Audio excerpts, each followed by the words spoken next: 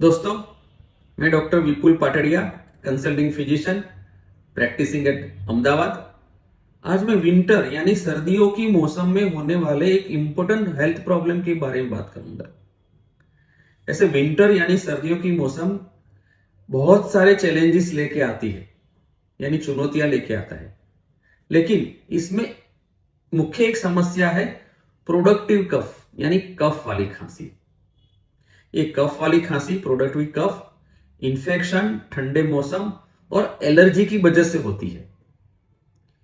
इस सांस लेने में परेशानी पैदा कर सकती है और हमारे डे टू डे रूटीन को डिस्टर्ब करती है। तो पहले जाने एक कफ वाली खांसी यानी प्रोडक्टिव कफ के लक्षण क्या है। पहला, लगातार खांसना। दूसरा, बलगम निकालना यानी कफ निकालना। तीसरा, छाती में जकड़न। चौथा, सांस लेने में परेशानी। पांचवा, घबराहट। छठा, लो ग्रेड फीवर। सातवां, नाक का बहना यानी रनिंग नोज। आठवां, थकान यानी फटिगेबिलिटी। नौवां, चिड़चिड़ापन यानी इरिटेबिलिटी। ये कफ वाली खांसी की वजह से स्कूल और कॉलेज में एब्सेंस होती है और विंटर में ये कफ वाली खांसी जॉब पर एब्सेंस रहने की सबसे बड़ी वजह है। इससे प्रोडक्टिविटी कम होती है और इकोनॉमिक लॉस होता है।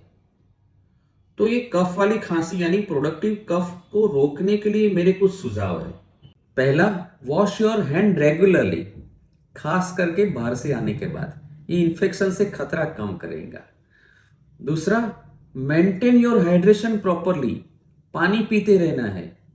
गर्म पदार्थ जैसे गर्म चाय, गर्म हर्बल सूप पीना है। ये बलगम को पतला करके बाहर निकालता है।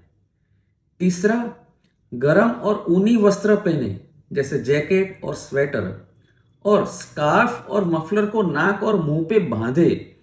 इसे ठंडी हवा से बचा जा सकेगा। चौथा, भाप ले या ह्यूमिडिफायर का उपयोग करें। इससे सांस की नलियों की नमी बनी रहेंगी और बलगम पतला होकर बाहर निकल जाएगा। पांचवा, इम्यूनिटी को बढ़ाए जैसे साइट्रस फ्रूट, आंवला, lemon, orange, green leafy vegetables, लहसुन, अदरक और च्यवनप्राश का उपयोग करें।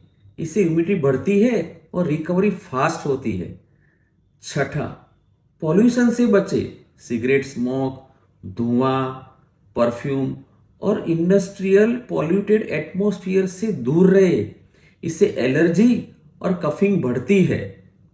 सातवां, अपने डॉक्टर से कंसल्ट करें, प्रॉपर ट्रीटमेंट लें।